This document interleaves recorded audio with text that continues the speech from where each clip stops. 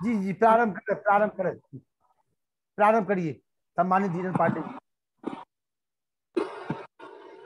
ओम स्वस्ति पंथा मनुचरेम सूर्या चंद्रमसा दिव पुनर्ददता घ्नता जानता शं गमे मही। वंदनीय मातृशक्ति, सम्माननीय महरौनी आर्य समाज के समस्त पदाधिकारीगण एवं आर्य भद्र पुरुष, आज मातृ दिवस है। जूम के माध्यम से जो भी माताएं जुड़ी हुई हैं, उन समस्त माताओं को मेरा सादर प्रणाम। आज का जो विषय दिया है, जीवन का उद्देश्य, हम सभी लोग मिलकर के इस पर थोड़ी सी आध्यात्मिक चर्चा करेंगे। मनुष्य ने जब से इस धराधाम पर कदम रखा है, तभी से वो एक अतृप्त प्यास से व्याकुल है। वह प्यास है सुख और आनंद की। सृष्टि के आदि से ही इसी के चिंता चक्र में मनुष्य दोलायमान है। एक शायर ने कहा है, पुरुष खूंथी जिंदगी जब आसमां गर्दिश में था, जब से घूमी है जमी यह आदमी चक्कर में है। अर्थात जब से इस पृथ्वी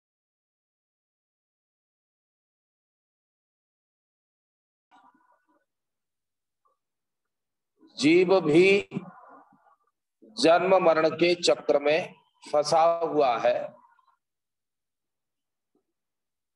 वह छटपटा रहा है, व्याकुल है,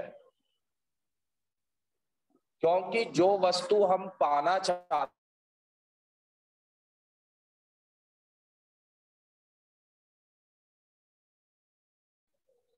हम लगातार प्रयत्न कर रहे हैं।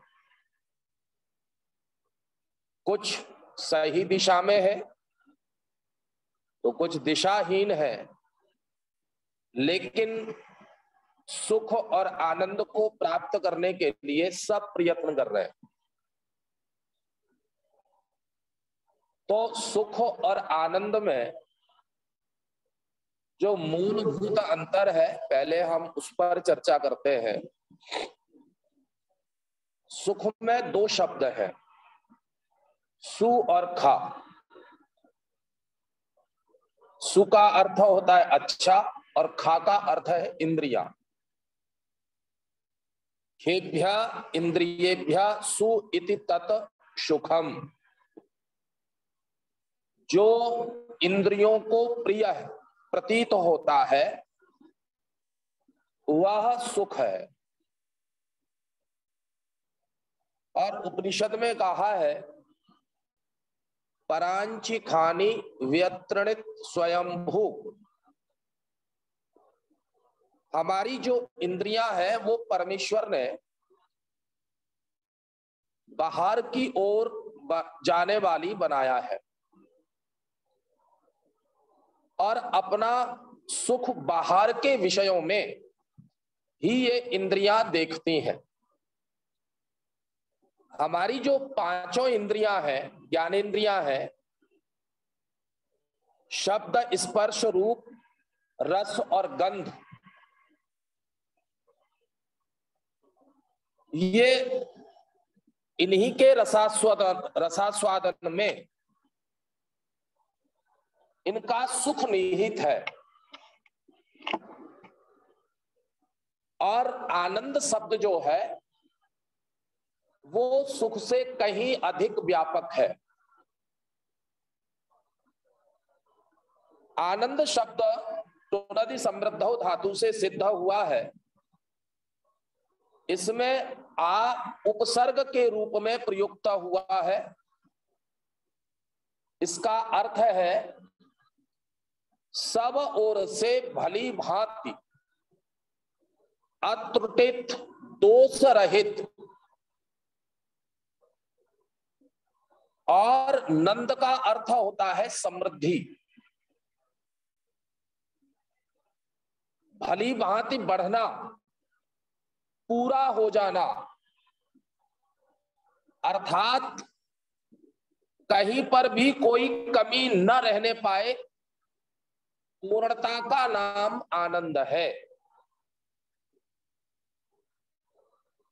तो सुख शरीर के स्तर तक सीमित रहता है, जबकि आनंद आत्म तृप्ति का नाम है। तो हम सब मनुष्यों का ज्यादातर प्रयत्न सुख के लिए होता है।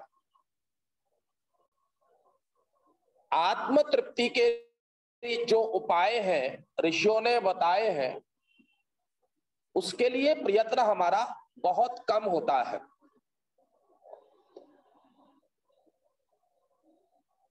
यजुर्वेद के 40वें अध्याय का दूसरा मंत्र है कुर्वन्नेवेह कर्माणि जिजी विशेक्षतम समाह एवं त्वयि नान्यथे तुस्ति न कर्म लिप्यते नरे।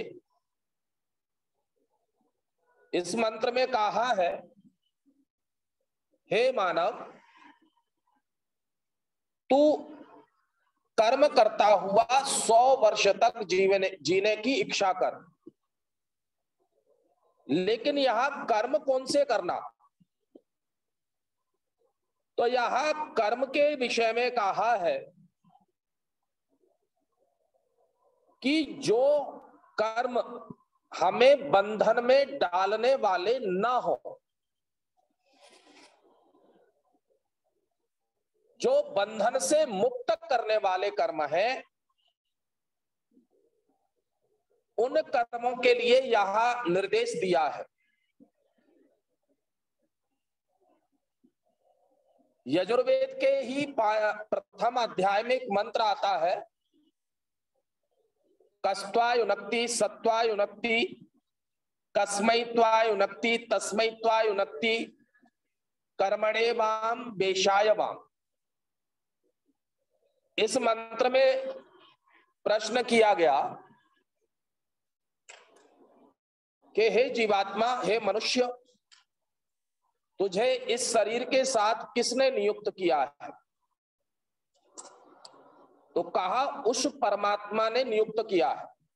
सत्वायुनक्ति उसने नियुक्त किया है, अर्थात परमात्मा ने नियुक्त किया है। देखिए, ये शरीर जो है वो बेशक हमें अपने कर्मानुसार प्राप्त हुआ है, लेकिन परमेश्वर की व्यवस्था से प्राप्त हुआ है। हम इस शरीर को प्राप्त करने और छोड़ने में दोनों अवस्थाओं में परतंत्र है, स्वतंत्र नहीं है। फिर यहां प्रश्न किया गया, कस्मैत्वायुनक्ति, अर्थात उस परमेश्वर ने किसके लिए, कौन से कर्म करने के लिए नियुक्त किया है? तो यहां भी कहा कर्मणेवाम वेशायवाम, महान कर्तव्य के पालन के लिए इस शरीर के साथ ईश्वर ने हमें जोड़ा है। केवल खाओ पियो मौज मनाओ, इसके लिए ईश्वर ने इस शरीर के साथ हमें नियुक्त नहीं किया है। विद्यादि शुभ गुण को प्राप्त कर उसमें विद्यमान रहने के लिए हमें ईश्वर ने इस शरीर के साथ नियुक्त किया है। महर्षि दयानंद सरस्वती जी सत्यार्थ प्रकाश में मुक्त और बंध का विषय लिखते हैं तो वहां मुक्त के लिए प्रश्न किया गया कि मुक्ति क्या है। तो वहां ऋषि उत्तर लिखते हैं, जिससे सब छूटना चाहते हैं। तो कहा किससे छूटना चाहते हैं? तो ऋषि ने उत्तर दिया, दुख से छूटना चाहते हैं। संसार में कोई भी मनुष्य दुख को प्राप्त नहीं करना चाहता, सब सुख चाहते हैं। तो सुख को प्राप्त करना चाहते हैं, लेकिन सुख हमें किन कर्मों के द्वारा प्राप्त होगा? हमारे जीवन में केवल सुख हो, दुख न आए, ऐसे कौन से कर्म हैं? उसका ज्ञान प्राप्त कर तब हमें कर्म करना चाहिए। तो यह मनुष्य जीवन जो है,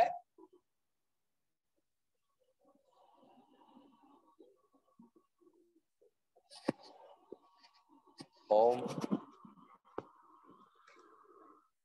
मनुष्य जीवन जो है हमें केवल भोग विलास आदि के लिए प्राप्त नहीं हुआ है,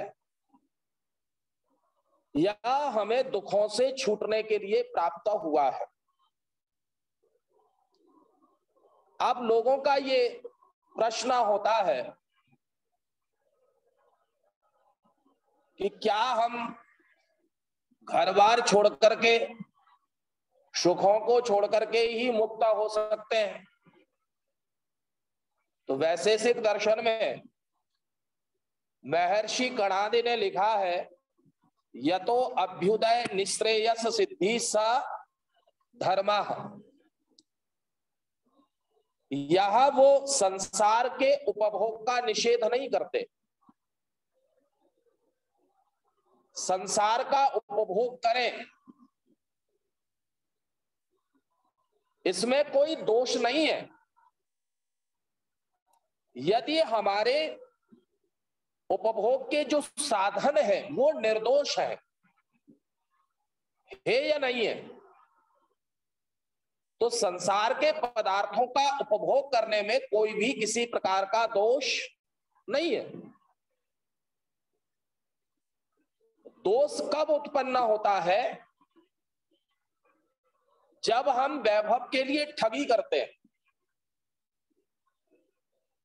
शक्ति के लिए क्रूरता करते हैं, इंद्रियों के सुख के लिए दुराचार आदि कर्म करते हैं, तब हम अपराधी बन जाते हैं। यदि हमारे साधन पवित्र है तो संसार का उपभोग करना कोई गलत नहीं है। अभ्युदय, महर्षि अभ्युदय के लिए कहते हैं कि भौतिक पदार्थ जिनसे अर्थ काम लोक की सिद्धि हो और निश्रेयस जिससे मोक्ष संबंधी परलोक की सिद्धि हो, तो हमारे जीवन में दोष यहां है कि केवल हम लोक की सिद्धि के लिए प्रयत्न करते हैं। हमारा जो मुख्य लक्ष्य है, साधनों का उपयोग कर साध्य को प्राप्त करना,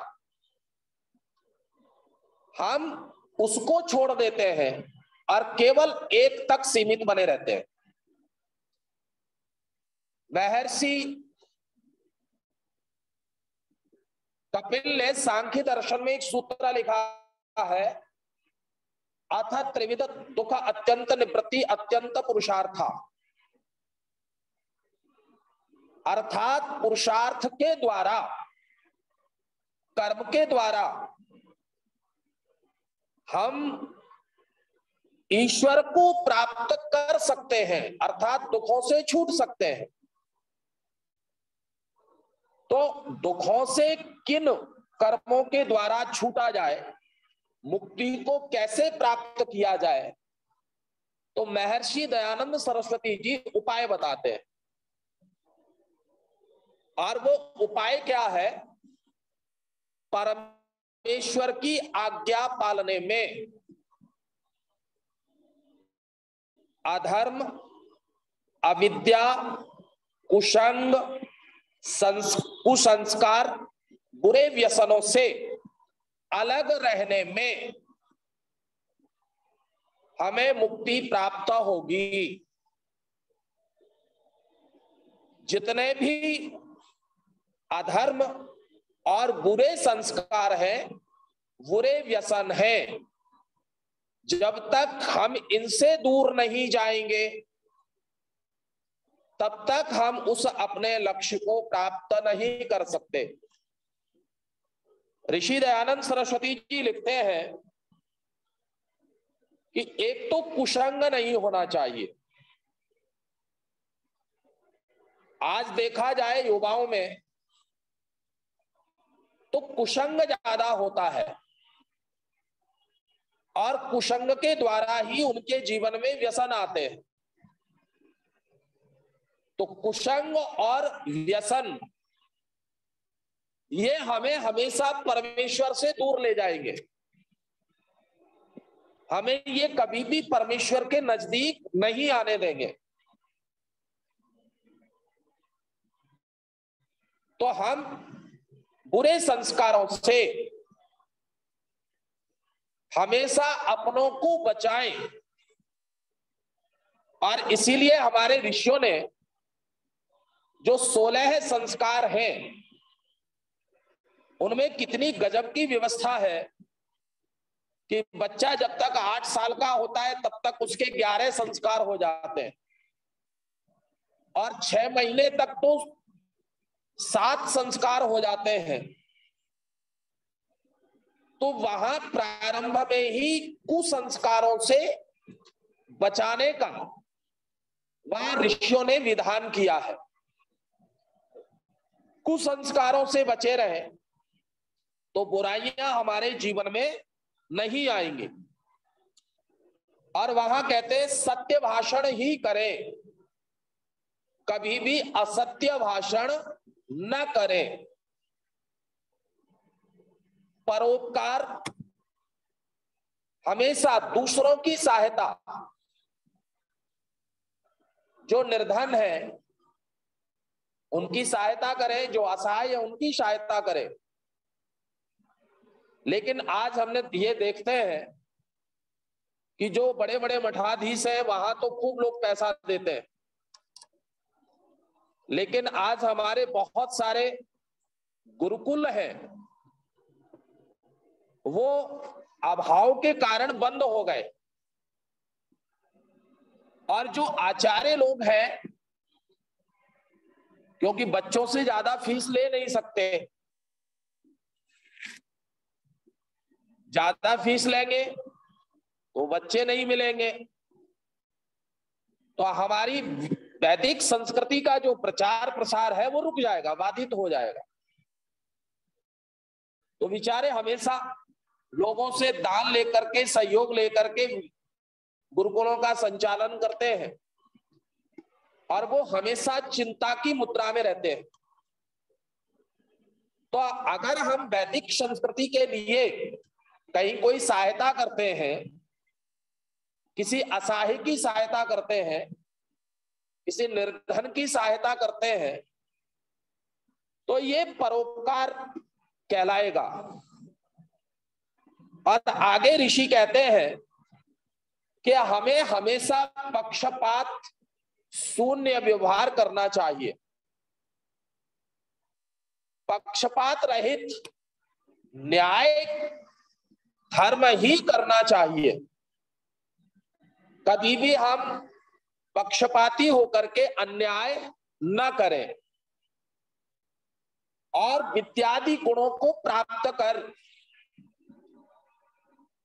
ईश्वर की प्रार्थना उपासना आदि, ये सब कर्म जो है वो हमें ईश्वर से जोड़ने वाले हैं। और वहीं आगे ऋषि लिखते हैं कि अविद्यादि कुसंस्कार, अर्थात जो भी विपरीत है, वो सारे कर्म हमें ईश्वर से दूर ले जाने वाले हैं। तो मनुष्य का जो उद्देश्य है वो है धर्म युक्त आचरण, ज्ञान युक्त आचरण। अगर हम अधर्म युक्त या अविद्या युक्त आचरण करेंगे तो हम कभी भी अपने मनुष्य जीवन का लक्ष्य प्राप्त नहीं कर सकेंगे। भगवान कृष्ण गीता में कहते हैं अद्वेष्टा सर्वभूतानां मैत्रः करुण एव च निर्ममो निरहंकारा शम दुख सुख क्षमी संतुष्टाः सततम योगी यतात्मा दृढ़ निश्चयः मय्यर्पित मनोर्बुद्धि यो में भक्त समे प्रियः। भगवान कृष्ण कहते हैं कि ईश्वर को जो द्वेष करने वाले लोग हैं वो प्रिय नहीं है। उसको कैसे लोग प्रिय है? जो सभी कालों में हमेशा द्वेष रहित हो। और आगे कहा मैत्रा करुण एव च, हमेशा जो दुखी लोग हैं उनकी सहायता करें, ममता और अहंकार से रहित हो। क्योंकि ममता और अहंकार ये दोनों ही हमें ईश्वर से दूर ले जाने वाले हैं। हमेशा संतुष्ट रहे, जैसे योगी संतुष्ट रहते हैं। महर्षि दयानंद सरस्वती जी के जीवन की घटनाएं अनेकानेक ऐसी हैं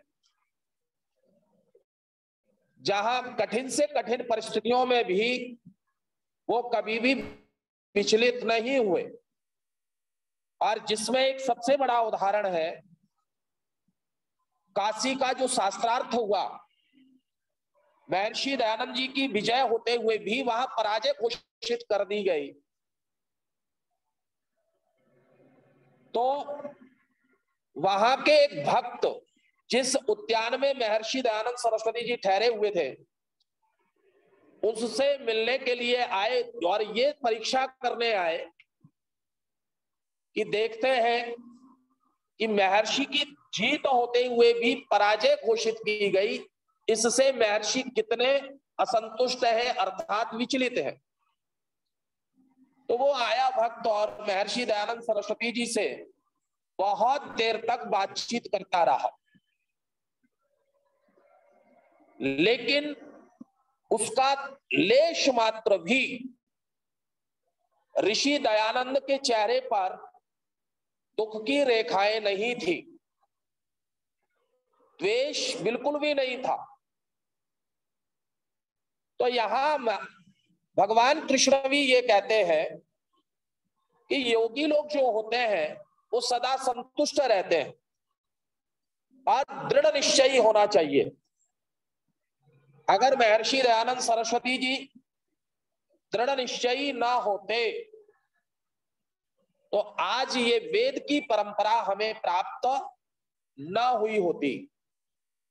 आर्ष ग्रंथों की जो परंपरा हमें प्राप्त है वो न हुई होती।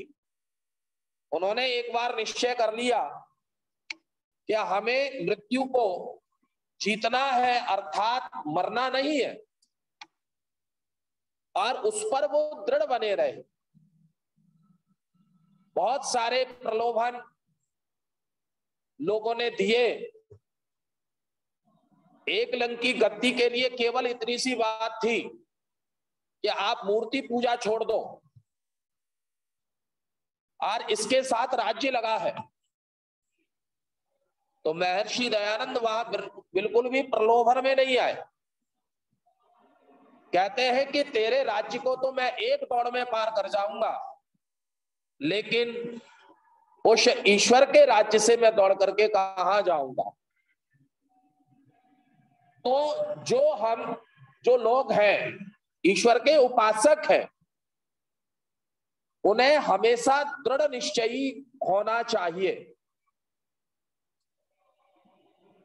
ऐसा भगवान कृष्ण कहते हैं कि ऐसे जो भक्त होते हैं वो हमेशा ईश्वर को प्राप्त करते हैं।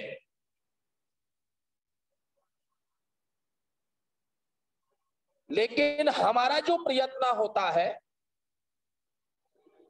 वो ज्यादातर अन्य क्षेत्रों में होता है, और जहां प्रयत्न होगा वहां सफलता होगी। तो हम जहां प्रयत्न करते हैं वहां हम सफल होते हैं, लेकिन जिस क्षेत्र में हमारा कोई प्रयत्न ही ना हो वहां सफलता कैसी। अगर हमें अपने लक्ष्य को प्राप्त करना है तो हमारी जो चित्त की दो धाराएं हैं, चित्त नदी नाम यम उभयतो वाहिनी वहिति च पापाय वहिति च पुण्याय। हमेशा हमारा चित्त दो तरफ जाता है, एक पाप की तरफ और एक पुण्य की तरफ। तो आप अपना आत्मनिरीक्षण करें, क्या हमारी चित्त की जो धारा है वो पुण्य की तरफ कितनी रहती है और गलत चीजों के लिए कितनी देर हम विचार करते हैं। तो आप पाएंगे कि हम अपने लक्ष्य के लिए चित्त को कम अर्थात पुण्य की तरफ कम जाने देते हैं। तो महर्षि कहते हैं कि एक तरफ पूरी तरह बांध लगा दो। जो पाप की तरफ नदी बह रही है चित्त रूपी, उस तरफ पूरा ऊंचा सा बांध लगा दो। और वो बांध कैसे लगेगा, तो वो बांध लगाने के महर्षि ने उपाय बताए हैं। योग आदि कर्म कर हम चित्त की पाप रूपी बहती हुई नदी की तरफ पूरी तरह बांध लगाएं और ऐसी अवस्था उत्पन्न करें जिससे हमारी चित्त रूपी नदी सिर्फ एक तरफ बहती रहे। लेकिन हम ऐसा करने में कम सफल होते हैं। तो हमें प्रयत्न पूर्वक अपना जो मनुष्य जीवन का लक्ष्य है, मुक्ति साधनों का प्रयोग करते हुए हम हमेशा अपने चित्त में ऐसी स्थिति पैदा करें कि हर कर्म मुक्ति का साधन बने। कोई भी कर्म हमें बंधन में डालने वाला ना हो। भगवान कृष्ण उसके लिए उपाय बताते हैं। उद्धरेत आत्मना आत्मानम न आत्मानम अवसादयेत आत्मनैव हि आत्मनो बंधु आत्मनैव रिपुरात्मनः। भगवान कृष्ण कहते हैं, हे मनुष्यों, यदि आप अपनी आत्मा का उद्धार चाहते हो, आत्म कल्याण चाहते हो, हमेशा अपने सुख को चाहते हो, तो अपनी आत्मा को न आत्मानम अवसादयेत, कभी भी पतन के मार्ग पर मत जाने दो। और वहां वो उपाय बताते हैं कि जिस कर्म के करने से भय, शंका, लज्जा, ग्लानि का अनुभव हो, उस कर्म को कभी भी नहीं करना चाहिए। जैसे ही हम कुछ गलत करने का विचार करते हैं तो हमारे अंदर भय उत्पन्न हो जाता है। तो वहां भगवान कृष्ण कहते हैं कि जहां जिस कर्म के लिए भय उत्पन्न हो, उस कर्म को कभी भी नहीं करना चाहिए। आगे स्थिति बनती है, अगर हम वहां नहीं रुकते तो शंका की, करूं या न करूं, वहां रुक जाना चाहिए। लेकिन मनुष्य अगर यहां भी नहीं रुकता है तो भगवान कृष्ण जो कहते हैं कि आदमी कुछ गलत कर देता है तो उसके अंदर ईश्वर लज्जा उत्पन्न कर देता है। आप लोग कई बार घरों में बच्चों को देखते हैं कि अगर बच्चों से कोई भी छोटी सी भी गलती हो जाए तो आप चेहरा देख करके पता कर लेते हैं कि इनसे कोई भी गलती तो हुई है, क्योंकि वो गलती का, लज्जा का भाव जो है वो उनके चेहरे पर झलक रहा होता है।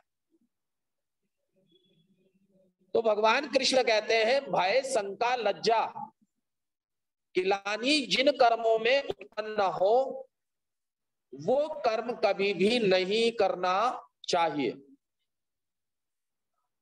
और आगे वो कहते हैं कि जिस कर्म के करने से उत्साह, प्रेम, सहानुभूति उत्पन्न हो वह कर्म हमें हमेशा करना चाहिए। कोई भी हम अच्छा कार्य करते हैं या हमारे परिवार में कोई भी सदस्य अच्छा कार्य करता है तो हम खुशियों से भर जाते हैं, हमारे अंदर अत्यंत प्रसन्नता होती है।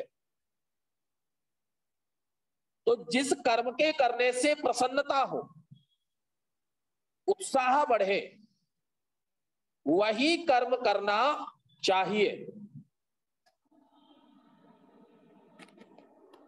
भगवान श्री कृष्ण अर्जुन को उपदेश देते हुए उसको संतुष्ट करने के लिए समझा रहे हैं। खूब समझाने के बाद में भी अर्जुन ये प्रश्न कर देते हैं कि हमारे पास बेशक कोई तर्क नहीं है, कोई प्रश्न अब नहीं बचा है, लेकिन अंदर से मुझे संतुष्टि नहीं है। आज भी आप संसार में देखें, क्या जिनके पास खूब धन है, खूब संसाधन है, क्या वो तृप्त हो गए? ऐसा देखने के लिए नहीं मिलता है। उनके अंदर भी तृप्ति नहीं है। तो ऐसी कौन सी चीज है जो हमें आंतरिक तृप्ति, आत्म तृप्ति प्रदान करती है? तो वहां श्लोक है, तमेव शरणं गच्छ सर्वभावेन भारता तत्प्रसादात् पराम शांतिम स्थानम प्राप्स्यसि शाश्वतम।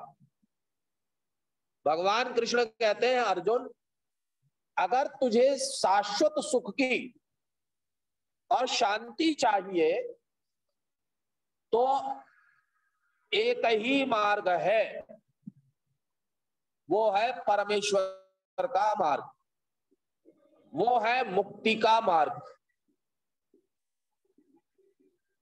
अगर आप हमेशा तृप्त रहना चाहते हो तो वो केवल केवल मुक्ति का मार्ग है। तो भगवान कृष्ण कहते हैं वो तो ईश्वर की शरण में ही प्राप्त होगा। यहां युद्ध के मैदान में जिस तृप्ति की तू बात कर रहा है वो तृप्ति यहां प्राप्त होने वाली नहीं है। यहां तो तेरा एक ही धर्म है, न्याय की स्थापना। तो उस धर्म का पालन कर, तो वहां भगवान कृष्ण ये नहीं कहते मम शरणम आगच्छ, वहां तो भगवान कृष्ण यही कहते हैं कि तुझे ईश्वर की शरण में जाना चाहिए। वही ईश्वर की शरण में तुझे आत्म तृप्ति हो सकती है, शाश्वत शांति की प्राप्ति हो सकती है, दूसरा कोई स्थान नहीं है। कई जगह ऐसा भी कहा है कि जो मेरी शरण में आ जाता है वहां अपनी शरण के लिए भी बात कहते हैं। तो महाभारत में एक जगह एक प्रसंग आया है, वहां भगवान कृष्ण जब अपने नगर द्वारिका के लिए जाना चाहते हैं तो अर्जुन से कहते हैं कि देखो अब तो राज्य का संचालन भी अच्छी प्रकार से होने लगा है, अब मुझे महाराज युधिष्ठिर से द्वारिका जाने की अनुमति दिलवाओ, ऐसा वो अर्जुन से कहते हैं। तो जैसे ही अर्जुन के सामने भगवान कृष्ण द्वारिका जाने की बात रखते हैं, वैसे ही अर्जुन अपनी एक व्यथा रखता है। हे केशव, कुरुक्षेत्र के मैदान में जो तुमने उपदेश दिया था वैसा ही उपदेश हम फिर से सुनना चाहते हैं, वह उपदेश हम फिर से सुनना चाहते हैं। तो भगवान कृष्ण वहां कहते हैं कि अर्जुन, वह उपदेश हमने योग चित्ता होकर के प्रदान किया था, इस समय मैं वही उपदेश करने में समर्थ नहीं हूं। तो जहां भगवान कृष्ण अपनी शरण में आने की बात कहते हैं वहां वो योग चित्ता होकर के, जैसे कोई प्रधानमंत्री का मंत्री मेरी सरकार मैं करके संबोधन करता है, वैसे ही वहां वो ईश्वर मय है, वहां योग चित्ता है। और महर्षि दयानंद सरस्वती जी की शैली भी आप देखेंगे तो जो उन्होंने वेद का भाष्य किया है वहां वो पहले मंत्र को सुनते हैं और थोड़ी देर के लिए वो अपना ध्यान लगाते हैं, अर्थात समाधि लगाते हैं और फिर उसका अर्थ करते हैं। तो महर्षि दयानंद सरस्वती जी जो है उन्होंने जो भाष्य किया है ऐसा भाष्य संसार में किसी और ने नहीं किया है। तो यहां विषय जो है वो है मुक्ति और शांति, आनंद का। तो आनंद अगर प्राप्त करना है तो उसके लिए ईश्वर को प्राप्त करने का प्रयत्न करना ही पड़ेगा। महर्षि दयानंद सरस्वती जी सत्यार्थ प्रकाश में एक श्लोक लिखते हैं मनुस्मृति का, समाधि निर्धूत मलस्य चेतसो निवेशितस्यात्मनि यत् सुखम भवेत न शक्यते वर्णयुतुम गिरा तदा स्वयं तदन्तः करणेन गृह्यते। वो सुख कैसे प्राप्त होगा? तो वहां कहते हैं कि जिसने योग के द्वारा अपने चित्त के मलों को नष्ट कर लिया है, सारे अविद्यादि मल नष्ट हो गए हैं, और जिसने समाधि की अवस्था को प्राप्त किया है और समाधि की अवस्था में उस आत्मा को जो आनंद प्राप्त होता है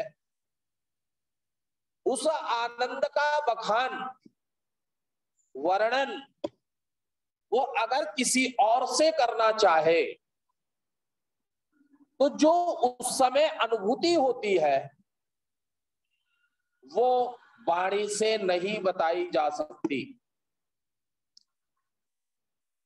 तो हमें अपने अविद्यादिमल, जो हमारा अविद्यादिमल अधर्म के कारण, अधर्म का आचरण करने से जो हमारी आत्मा के ऊपर परत बन गई है, जब तक हम उसको दूर नहीं करते तब तक हम उस लक्ष्य को प्राप्त नहीं कर सकते।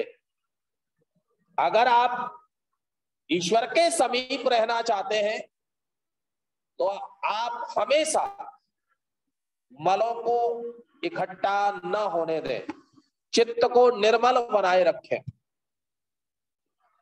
और चित्त निर्मल होगा उतना ही हम ईश्वर के समीप होते जाएंगे।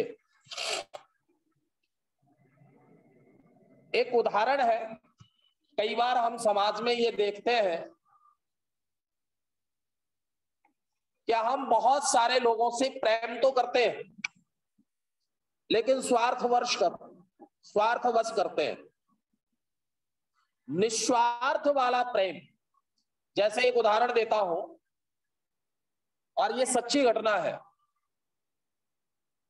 एक परिवार में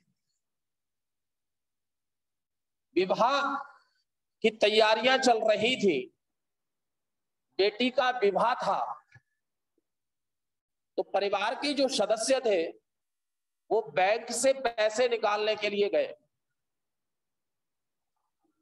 और जब वो पैसे निकाल करके वापिस आ रहे थे तो जिस ऑटो से वो आ रहे थे, दुर्भाग्य से उस ऑटो में उनका जो पैसे वाला थैला था वो छूट गया। अब आप विचार करिए, जिसके घर में शादी हो, बैंक से पैसे निकाल करके लाया हो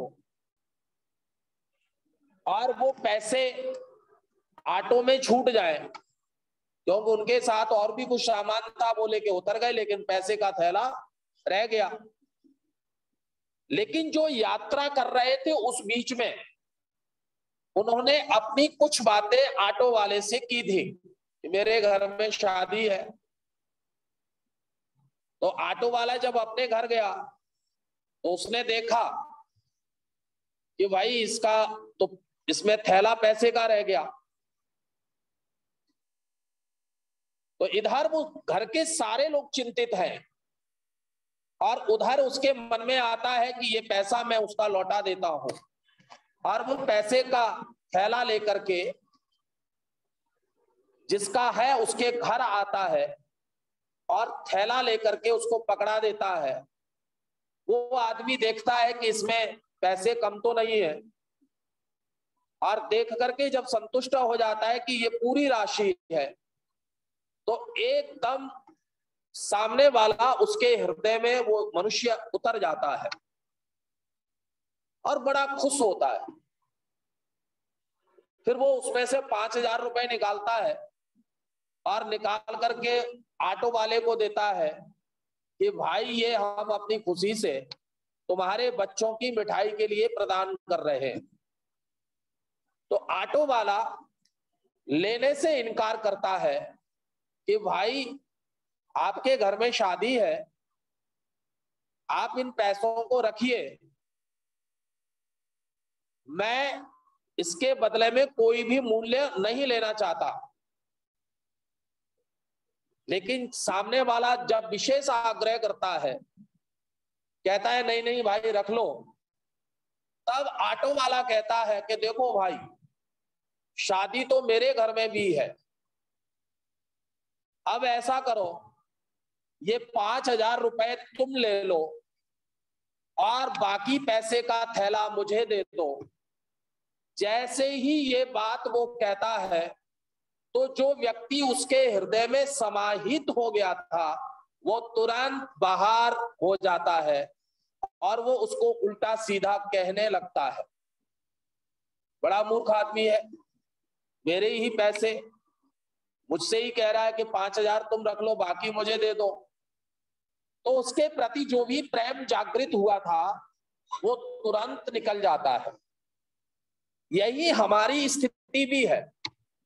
जब हम प्रेम करते हैं ना, तो हमारा स्वार्थवश प्रेम नहीं होना चाहिए।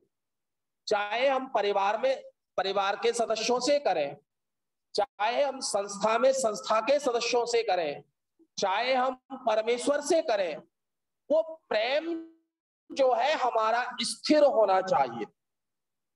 कई बार तो हम समाज में देखते हैं कि भाई परमेश्वर ने सारे दुख मुझे ही दे रखे, परमेश्वर का मैंने क्या बिगाड़ा, ऐसी ऐसी भाषाओं का प्रयोग करते हैं। परमेश्वर किसी का कुछ नहीं बिगाड़ता। जब तक सब कुछ अनुकूल था तो सब कुछ परमेश्वर की कृपा बताया करते थे। थोड़ा सा विपरीत हुआ तो परमेश्वर को ही दोष देने लगे। ऐसे ही परिवारों में भी हम देखते हैं कि थोड़े थोड़े स्वार्थ के पीछे जो सालों का प्रेम है, जो हमारे अपने हैं, उनसे हम लड़ने झगड़ने लगते हैं। तो जो अस्थिर प्रेम है ये हमें कभी भी जोड़ेगा नहीं, ये हमेशा हमें दूर ले जाएगा। चाहे परिवार में हम इसका प्रयोग करें, चाहे ईश्वर से करें, तो हम जब प्रेम करें, ईश्वर से सच्चा प्रेम करें, वो एक वेद में सूक्ति आती है ना, स्वरा त्वमसि सुष्मिणी। जब ईश्वर से प्रेम का नशा चढ़े तो फिर वो उतरे ना। वो नशा प्रेम का कैसा है? वो प्राप्त होगा जब हमारी समाधि की अवस्था आ जाएगी। और आपने देखा होगा, मैं कई बार विचार करता हूं, इस देश के अंदर बहुत सारे ऐसे साधु महात्मा हैं जो जंगलों में आज भी रहते हैं। आप देखिए, नागा साधु जो है वो वैसे सामान्य तौर पर कहीं दिखाई नहीं देते हैं, लेकिन जब कोई कुंभ आदि का मेला होता है, पता नहीं कहां से इतने साधु आ जाते हैं, तो उनकी आवश्यकताएं बिल्कुल न्यून दिखाई देती है। तो वो कहां है, वो क्या कर रहे हैं, ये विचारणीय विषय है। तो हमारा भी वैसा ही त्याग होना चाहिए। संसार में रहते हुए हम समस्त चीजों का उपभोग करते हुए भी हम उसमें लिप्त न हो। अशब्दम अस्पर्शम अरूपम अव्ययम तथा रसम नित्यम अगंधम वच्चयत अनाहि अनंतम अनादि अनंतम महत्तम परमम ध्रुवम निश्चायतम मृत्यु मुखात प्रमुच्यते। देखिए, ईश्वर जो है कोई शब्द नहीं है, इस शब्द के द्वारा उसको प्राप्त किया जा सके। ईश्वर की कोई आकार भी नहीं है, क्या हम उसको छू करके प्राप्त कर लेंगे? उसका कोई रूप भी नहीं है जिससे हम उसको देख करके प्राप्त कर लेंगे। वो तो अव्यय है, नित्य है, शाश्वत है, अनादि है। उसको प्राप्त करने के लिए हमें सतत प्रयत्नशील रहना होगा। तो हम सतत प्रयत्नशील रहें इसको, ईश्वर को प्राप्त करने के लिए। मैं 2 दिन पहले वैराग्य शतकम और आचार्य अखिलेश शर्मा जी का व्याख्यान सुन रहा था, तो आचार्य जी ने बड़ी सुंदर सी उसकी व्याख्या की। उसका हर श्लोक वैराग्य की तरफ ले जाने वाला है, लेकिन हम मनुष्यों की एक धारणा बन गई है कि उपासना आदि ये सब कर्म तो जीवन के अंतिम पड़ाव में करने चाहिए। एक कहा है कि जीवन खत्म हुआ तो जीने का ढंग आया, शम्मा बुझ गई तो महफिल में रंग आया। अगर आप समय रहते हुए नहीं चेते तो बाद में कुछ भी प्राप्त होने वाला नहीं है। तो समय रहते हुए हमें ईश्वर की भक्ति के लिए प्रयत्न करना चाहिए। हमारे जीवात्मा का, मनुष्य जीवन का उत्तम फल यही है क्या हम सुख शांति आनंद को प्राप्त करें।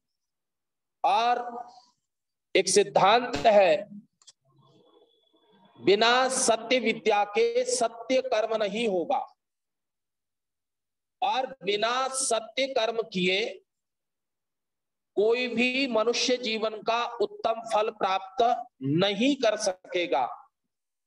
तो हम सत्य विद्याओं को प्राप्त करें, नित्य स्वाध्याय करें। ऐसी हमारी आर्य समाजों की परंपरा भी है, और हमारे विद्वान भी कहते हैं कि हमें नित्य थोड़ा बहुत स्वाध्याय अवश्य करना चाहिए। तो स्वाध्याय हम करेंगे तो स्वाध्याय से हमारे ज्ञान की वृद्धि होगी, शुद्ध ज्ञान प्राप्त होगा, और शुद्ध ज्ञान प्राप्त होगा तो शुद्ध कर्म होगा, और शुद्ध कर्म होगा तो हम अपने जीवन का लक्ष्य प्राप्त कर सकेंगे। इसी के साथ मैं अपनी वाणी को विराम देता हूं। ओम शांति शांति शांति।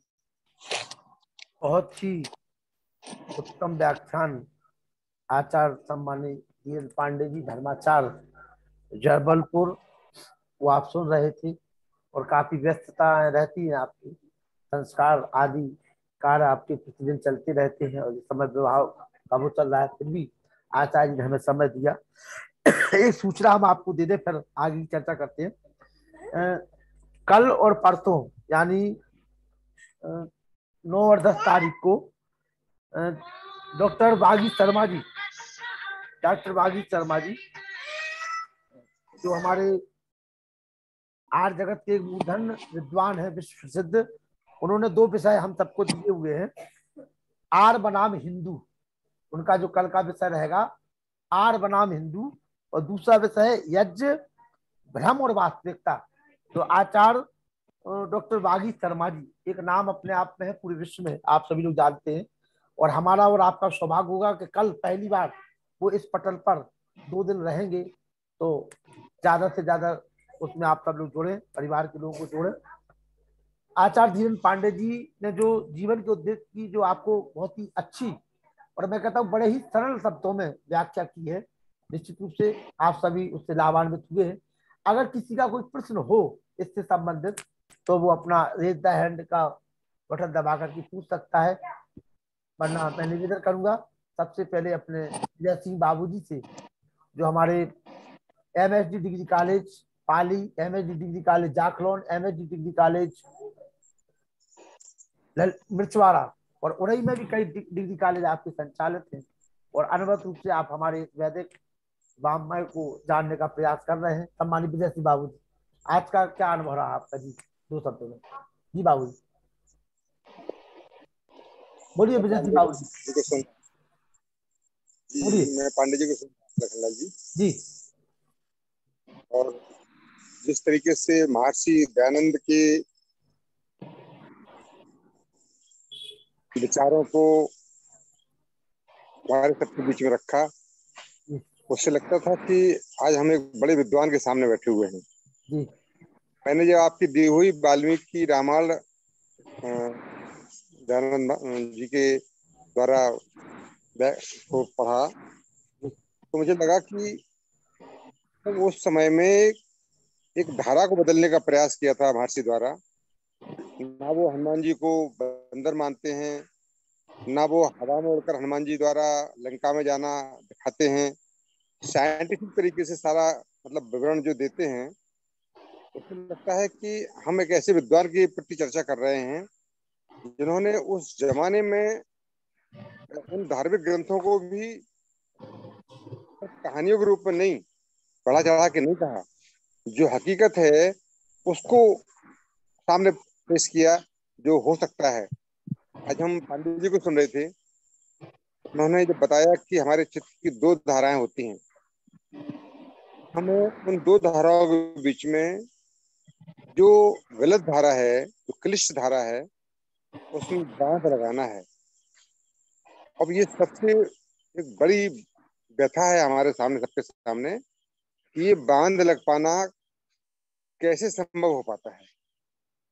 सब प्रयास करते हैं, एक शराबी भी चाहता है हम शराब छोड़ें और हम सही रास्ते पे आवें, लेकिन वो सरल व्यवस्था जिसके माध्यम से हम इन गलत आचरणों को छोड़कर भगवान से जो दूर जा रहे हैं लगातार गलत आचरणों में पढ़कर, और हम सही रास्ते पर आवे, इसके लिए पांडे जी द्वारा आज तो बता दिया गया, फिर कभी मौका लगेगा तो हम सब जानेंगे। और वो महर्षि दयानंद सरस्वती के जो उपदेश हैं उनके माध्यम से हमें बताएंगे। आज तो समय मिल जाए तो आज भी कोशिश करें, मैं चाहूंगा कि आज भी कुछ हो जाए, कैसे उस धारा को हम बांध लगा सकते हैं, इस पे थोड़ा सा चाहते प्रचार। सम्मानित धीरेन्द्र पांडे जी, हमारे बाबूजी ने एक प्रश्न रखा है, थोड़ा सा उसका संक्षिप्त में उनको उत्तर दीजिए जी। देखिए, साधारण सी बात है कि हमारे जो नित्य के कर्म हैं, जैसे हम कई बार अनावश्यक झूठ बोलते हैं, तो हम अब हर रात ये निरीक्षण करें कि आज हम कितने लोगों से बात किए, किन किन लोगों से क्या क्या व्यवहार किया है, और उसमें हमने कितना सही किया है और कितना गलत किया है। अगर हमने कहीं झूठ बोला है तो हम उसी समय व्रत लें कि आज जो हमने व्यवहार किया उसमें जो जो कमियां हुई वो हम कल दोहराने नहीं देंगे। तो हम जब नित्य ऐसा अभ्यास करते हैं क्या हम कोई भी असत्य न बोलें, कोई भी अधर्म का कार्य न करें, किसी से द्वेष न करें, किसी पर क्रोध न करें, तो ये जब धीरे धीरे नित्य अभ्यास करेंगे तो ऐसी अवस्था बन जाती है, क्योंकि मन में हमेशा बदलाव की संभावनाएं रहती हैं। आज आपका जैसा स्वभाव है वैसा 10 साल पीछे तो नहीं था, 3 साल पीछे तो नहीं था, तो आज 3 साल बाद तो वैसा स्वभाव नहीं रहेगा। तो आप अपने स्वभाव को बदल सकते हैं और इसमें बदलने की पूरी संभावनाएं हैं। आप इसको जैसा बनाना चाहोगे वैसा बना सकते हो। तो वो तभी संभव है जब आप नित्य अभ्यास करेंगे।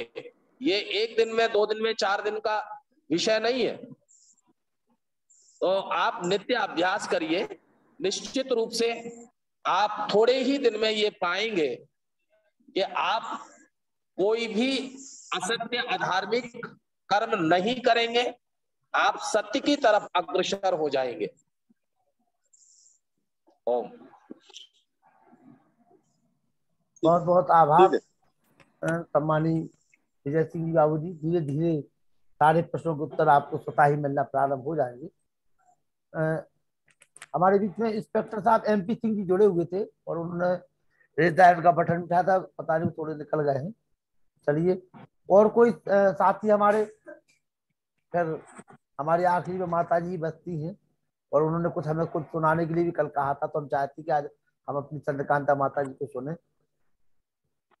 फिर वेदांती से एक भजन सुनेंगे। वेदांती भजन के लिए तैयार है इसके बाद? बोलिए माता जी। जी माता जी, चंद्रकांता जी। हाँ जी। जी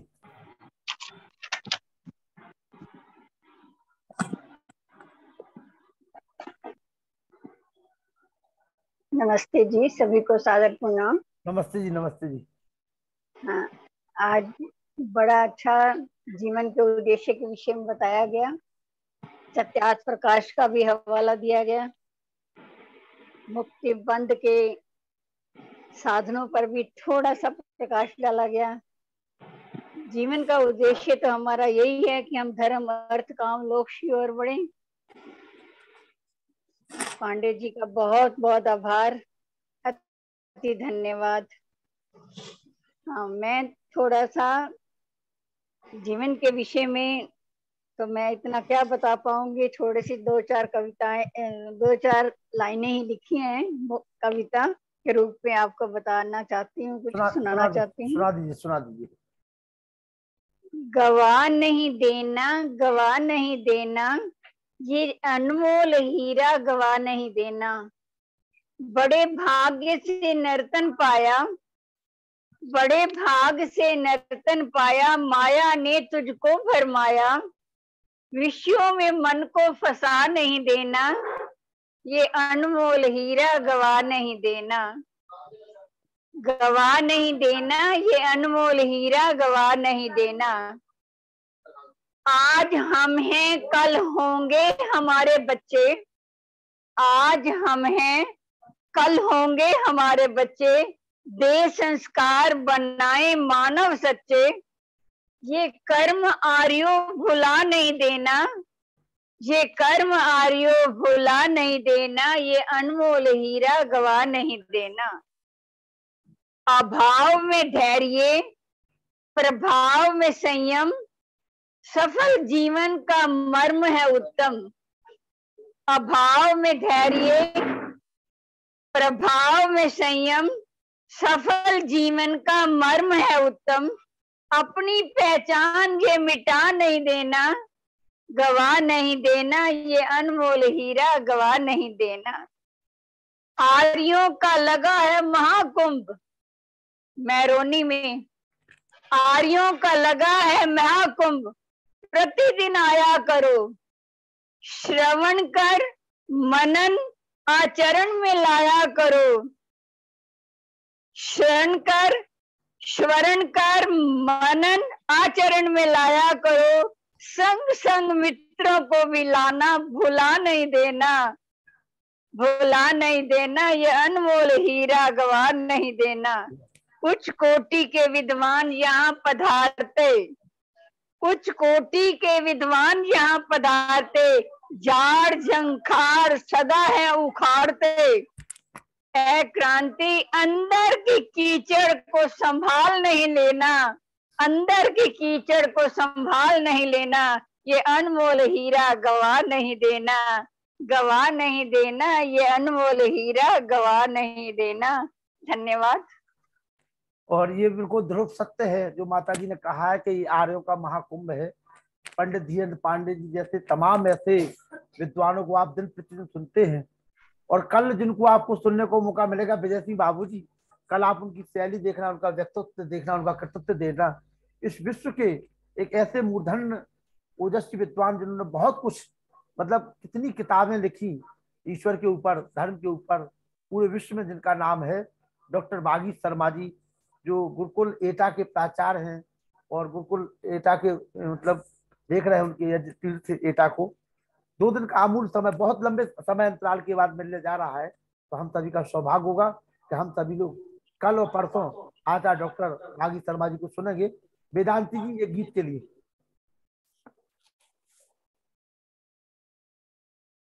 नमस्ते।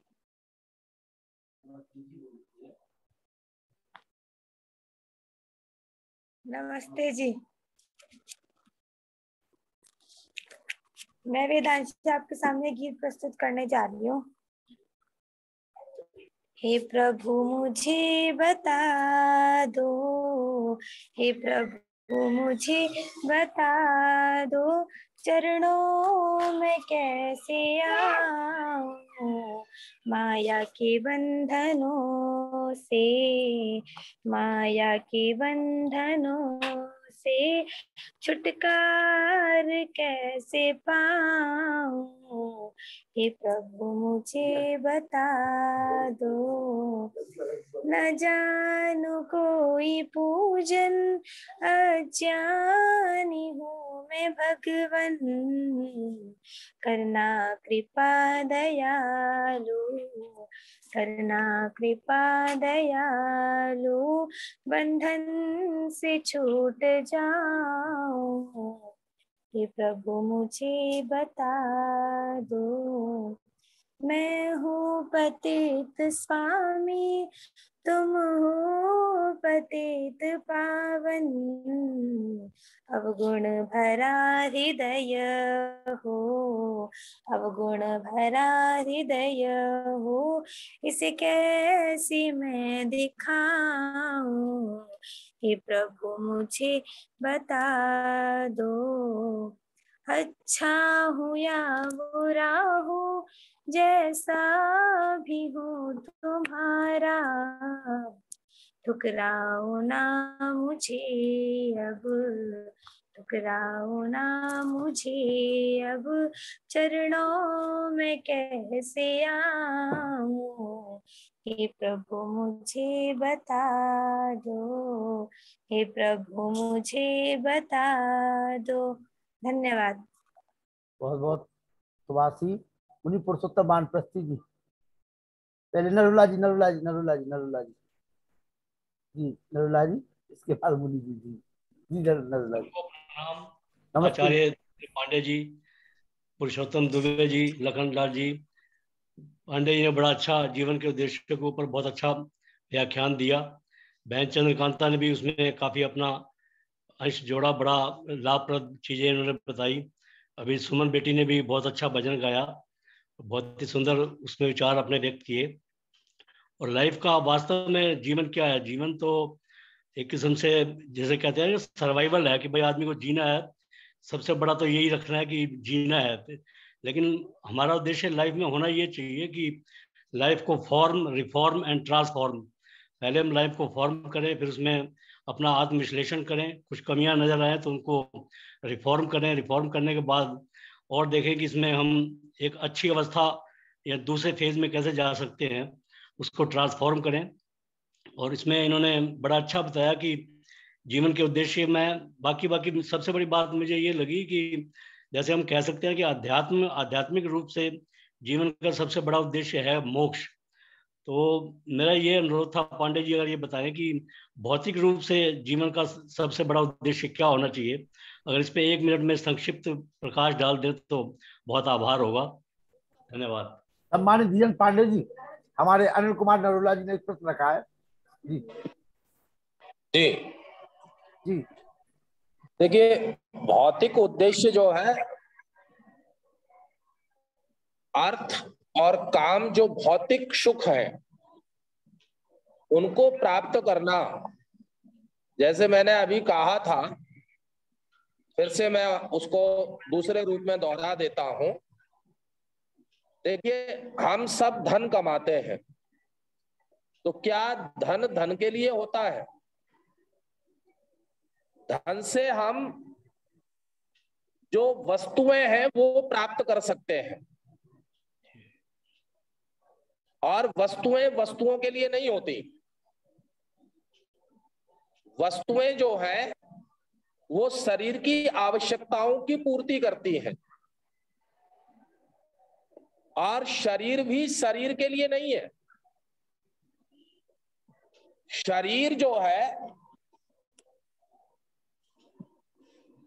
उपभोग का साधन है। आवाज आ रही है आपको? जी आ रही है, बिल्कुल आ रही है। शरीर जो है वो शरीर के लिए नहीं है, उपभोग का साधन है।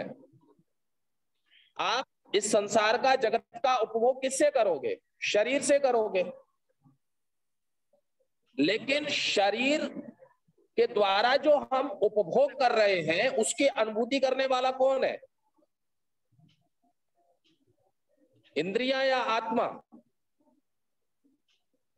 शारीरिक में तो वही जैसा आपने बताया, सुख जो है वो तो ज्ञान इंद्रियों से, अपनी जो इंद्रियां हैं उससे सुख प्राप्त होता है। जो भी जो नहीं, देखिए, जो भी हम उपभोग करते हैं उसकी सुख और आनंद की अनुभूति कौन करता है?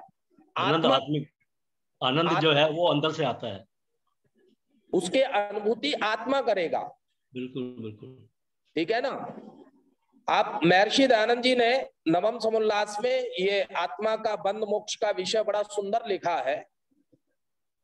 तो अनुभूति जो है, अब अनुभूति के लिए जब तक आत्मा बंध में है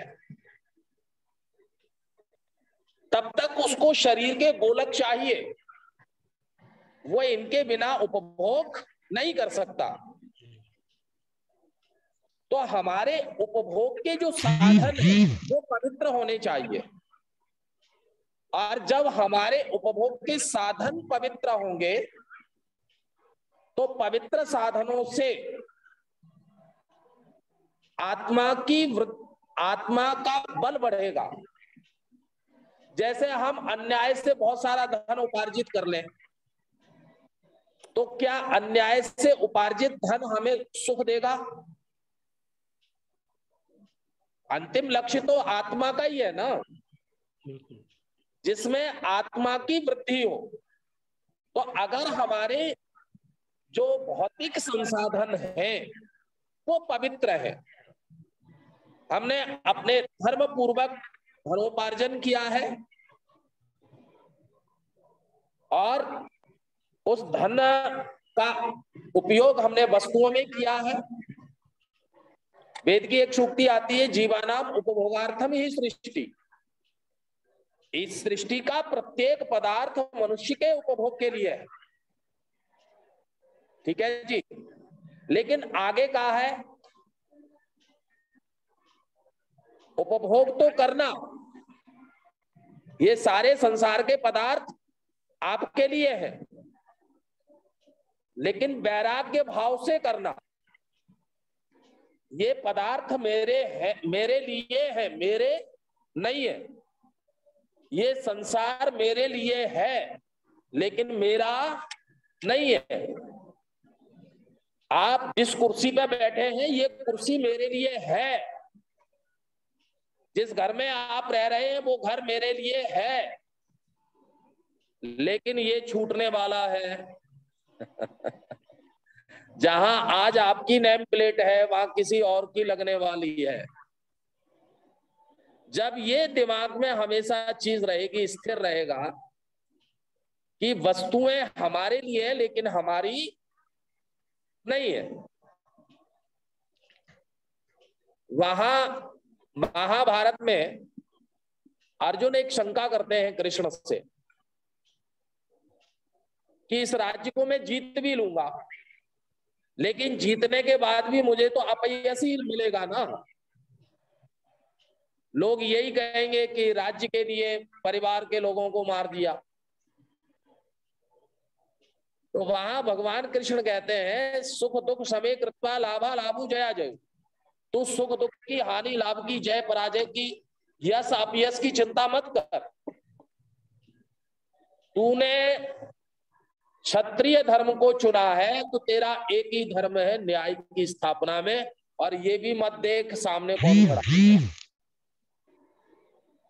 तो हम धर्म पूर्वक जब जीवन जिएंगे तो हम संसार का उपभोग करते हुए भी हम हमेशा सुखी रहेंगे।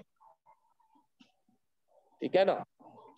तो भौतिक संसार किसी के लिए नहीं, हमारे लिए बनाया ईश्वर ने। सृष्टि जीवों के उपभोग के लिए सृष्टि है, तो हमें इसका उपभोग करने में कोई दोष नहीं है। बस निर्दोष साधनों से हम इसका उपभोग करें। तो चलिए मुनि पुरुषोत्तम वानप्रस्थी जी, मुनि पुरुषोत्तम वानप्रस्थी जी, जी जी मुनि जी।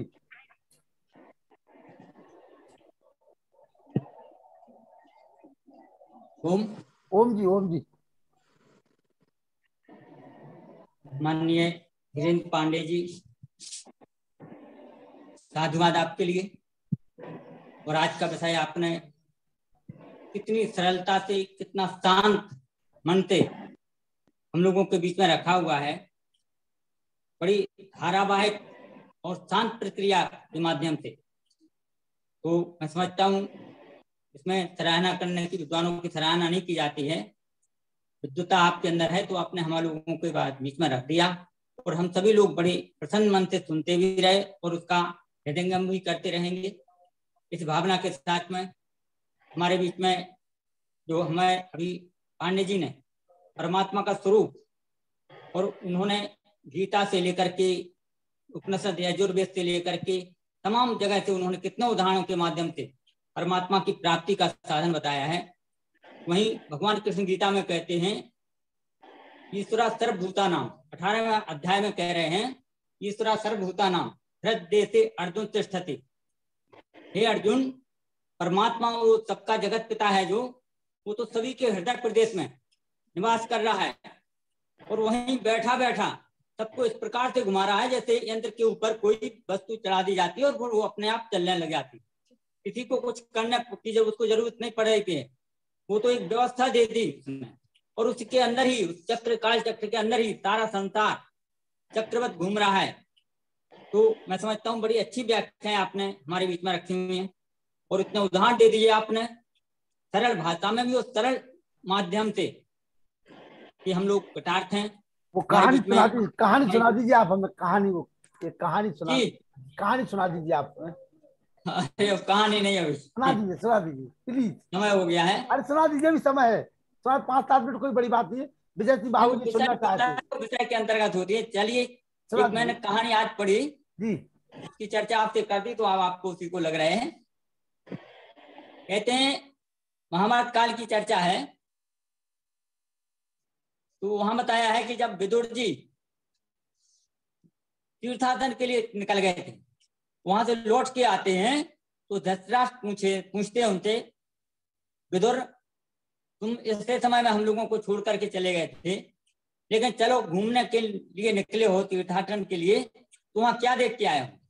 तो वहां सबकी जो व्यथा है, आत्मकथा है सारे मानव समाज की, उसके ऊपर एक दृष्टांत दिया है। तो वो कहते हैं कि एक वन में एक व्यक्ति भटक गया और वो भटकते हुए ये जैसे ही भटका उसके अंदर एक आत्मग्लानि हुई, एक भय पैदा हुआ और उसने दौड़ना शुरू कर दिया उस जंगल की तरफ। लेकिन वहां दौड़ते दौड़ते मार्ग तो उसको मिला नहीं और बीहड़ जंगल में चला गया। वहां चारों तरफ से जानवरों की आवाजें आ रही हैं। कहते हैं शेर, चीता, भालू, हाथी, भाग रहा है वो सरपट। भागते भागते आगे देखता है कि 5 फन का एक सर्प, भयानक सर्प उसके सामने बैठा खड़ा हुआ है, था फन फैलाए हुए। उसी के पास में वो देखता है कि एक बुढ़िया खड़ी हुई है, स्त्री। फिर वहां से लौट के भागता है। तो भागने का मतलब कि वो भूल गया है, भटक गया है। और वहां से जब आगे भागता है बियाबान जंगल में, फिर वो मार्ग भी नहीं खोज पा रहा है, तो एक कूप में जाकर के गिर जाता है। वो अंधकार है उस कूप में, उसके ऊपर एक डाल, झाड़ियां जो थी वृक्ष की, वो डाल उसकी पकड़ में आ गई। उसको पकड़ लिया। उसने सोचा चलो एक सहारा तो मिला मुझे। लेकिन जब तक देखता है कि एक 6 सूंड वाला हाथी उस डाल को झंझोर रहा है, हिला रहा है। अब उसको जे लगा कि यहाँ से अगर डाल टूटती तो मैं कहाँ जाऊंगा। नीचे देखता है बहुत गहरा कुआं दिखाई दे रहा है, लेकिन उसमें भी एक भयानक सर्प बैठा हुआ है, काला सर्प। वहां से देख करके वो घबरा जाता है। फिर ऊपर देखता है, ऊपर क्या देखता है वो कि 2 चूहे उस डाल को तने से काट रहे हैं। तना के पास से एक सफेद चूहा और एक काला चूहा। अब वो बहुत भयभीत हो जाता है, लेकिन तब तक उसके ऊपर जो एक छत्ता मधुमक्खी का लगा हुआ था, उसमें से एक शहद की बूंद गिरती है और वो उसके होंठ पर आकर के गिर जाती है। जब होंठ पर उसके पर गिरती है, वो उसको चाटता है तो वो भूल जाता है। लेकिन जैसे ही वो नीचे देखता है और वो जो झंझोड़ रहा है हाथी उसको, तो उस जगाल को झंझोड़ने थे, हलने थे, फिर नीचे देखता है, फिर ऊपर देखता है। कथानक का मतलब सारांश ये बताया गया है कि धृतराष्ट्र पूछते हैं कि भैया विदुर, कौन सा ऐसा अभागा मनुष्य है वो जो इतने भयानक जंगल में ऐसे भयानक जानवरों के बीच में और इतनी विपत्ति में फंस गया। तो वो कहते हैं कि महाराज, हम और आप सारे संसार की प्रकृति की एक ऐसी व्यवस्था है जी हम सभी लोग इसी में फंसे हुए हैं। प्रभु कहते हैं कि देखिए वो भयानक जंगल क्या है, जो संसार है रूपी भयानक जंगल है। इसमें जो शेर, चीते, भालू आदि हमारे मन के विकार हैं जी, जो हमें बार बार चेतावनी देते हैं दहाड़ते हुए। 6 फन का जो सर्प में आगे बैठा हुआ है, वो कहते हैं कि क्या है, ऋतुएं हैं जी। जो गुड़िया है वो काल की गति है, जिसके पीछे हमें सबको चलना पड़ेगा। और उसके अंदर जो नीचे सर्प बैठा हुआ है वो अंधकार, जहां मैं भटक जाता हूँ, उसकी प्रक्रिया के तहत फंस जाता हूँ। और जो 2 चूहे हैं ना, वो कहते हैं एक काला चूहा और एक सफेद चूहा, एक दिन और रात रूपी दोनों चूहे हमारे जीवन रूपी उस डाल को काटने को लगे हुए हैं। तो कहने का मतलब ये है कि विदुर जी इसके माध्यम से समझाते हैं कि हम सभी लोग इसी काल चक्र में फंसे हुए हैं। और इसी को ले लीजिए, अगर हम देखें तो हमारे पांडे जी ने जो आज इस विषय को हमारे बीच में रखा हुआ है, जीवन का उद्देश्य क्या है, तो हम इन विडंबनाओं से, इन काम, क्रोध, लोभ, मोह आदि विकारों से दूर होकर के अपने आप को शुद्ध पवित्र बनाते हुए महर्षि दयानंद जी के बताए हुए मार्ग पर चलते हैं, तो हमारे जीवन का उद्देश्य होता है उस परमात्मा की प्राप्ति, आत्मा का परमात्मा से सानिध्य हो जाना। और यही इस कहानी के माध्यम से हमें शिक्षा मिलती है। आपने कहा, मैंने रख दिया आपको। मैं सभी लोगों का साधुवाद करते हुए हमारे वेद प्रकाश शर्मा जी, प्रेम सचदेवा जी, बाबू जी हमारे जो अभी बहुत अच्छी बात रखते हैं रोज के रोज, विजय सिंह जी, रीता बरतानिया, अम्मा जिनको हम अम्मा कहते हैं, चंद्रकांता जी, उन्होंने बहुत कविता के माध्यम से अच्छी बात उन्होंने भी रख दी, अनिल नरूला जी, आराधना सिंह बहन जी, रामदेव शास्त्री जी, और हमारी बिटिया वेदांती। मैं समझता हूँ कि इसके माध्यम से जो भजन रखे जा रहे हैं बहुत अच्छे, हमारे में सत्य को जोड़ने वाले भजन रख रही है बिटिया। तो मैं सबके लिए बिटिया को आशीर्वाद साधुवाद देते हुए सभी के लिए सादर नमस्ते करता हूँ और चाहता हूँ कि अब समय अभी हो गया है। बिल्कुल, शांति पाठ, शांति पाठ नरोला जी, शांति पाठ। हाँ जी, शांति पाठ नरोला जी। जीवन के उद्देश्यों के बारे में बात हुई, तो जीवन का एक उद्देश्य तो ये भी है कि शांति बनी रहे, तो उसी के लिए हम शांति पाठ करते हैं। ओम देव शांति अंतरिक्षं शांति पृथ्वी शांतिरापः शांतिरोषधयः शांति वनस्पतयः शांतिर्विश्वेदेव शांति ब्रह्म शांति सर्वं शांति शांतिरेव शांति धाम शांतिरेधि। ओम शांति शांति शांति। माता चंद्रकांता जी जयकार करेंगे। सभी लोग माइक खोल करके नमस्ते करेंगे, जयकार लगाइए। सभी लोग माइक खोल करके जयकार लगाइए, बोलिए। जो बोले सो है, धर्म की जय। बोलो महर्षि स्वामी दयानंद की जय। योगेश्वर श्री कृष्ण चंद्र की जय। गुरु विरजानंद की जय। भारत माता की जय। पंडित लेखराम की जय हो। वेद की ज्योति जलती रहे, ओम का झंडा ऊंचा रहे, आर्य समाज अमर रहे, सत्यार्थ प्रकाश पढ़ते रहे, ज्ञान अपना बढ़ाते रहे। वैदिक ध्वनि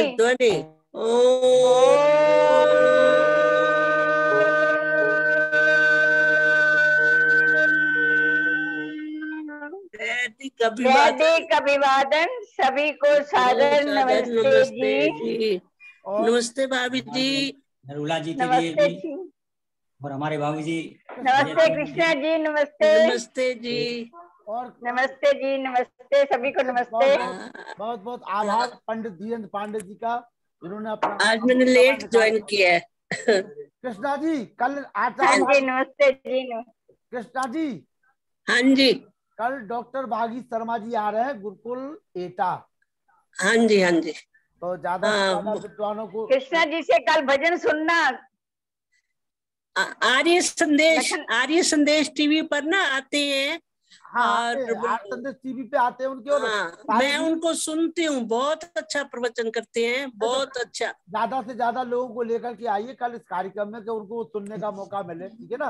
हाँ, हाँ जी, विदुर नीति पर कल कृष्णा जी का भजन सुनना लखनलाल जी। अरे आप जिसका कहोगे उसका सुन लेंगे, हम तो आप ही को डेली सुन रहे हैं, हम तो केवल आप ही को सुन रहे हैं डेली। इनका अलग मेरे पास लिंक आता है, ये मेरे भाभी जी हैं। नहीं, ये हमारी जगत माँ है, जगत जननी माँ। हाँ जी, हाँ, जगत माँ है जी, जगत हाँ। माँ है, जैसे जगत गुरु हुए थे ऐसे हाँ तो जी, जगत हाँ जननी जी, माँ है। हाँ, आज माँ हाँ जी, नो डाउट, नो डाउट, कोई डाउट नहीं है। और इतना मतलब हाँ, आज श्रवण तक की, मनन तक की, बोलने की क्षमता, हाँ, हाँ जी, हाँ जी, कुछ वही है। और बहुत ये हम जी सोनीपत से है, मूल रूप से जी मार्गदर्शक है सोनीपत का। सोनीपत की शान आन बान है। नहीं, अभी मेहरबानी की आन बान तान हो गई है जी। अच्छा जी, हाँ, अच्छा। धन्यवाद धन्यवाद। हर जगह जो है अपनी शोभा जो है वो बढ़ाते हैं। सभी को सादर नमस्ते। सब लोग अपने अपने माइक नमस्ते खोल दीजिए एक बार। नमस्ते नमस्ते जी। इनका नमस्ते। इंडिविजुअल मेरे पास लिंक आता है, तो वही अभी मैंने देखा तो मैंने ज्वाइन किया। मैंने कहा नमस्ते जी, शुभ रात्रि। नमस्ते जी।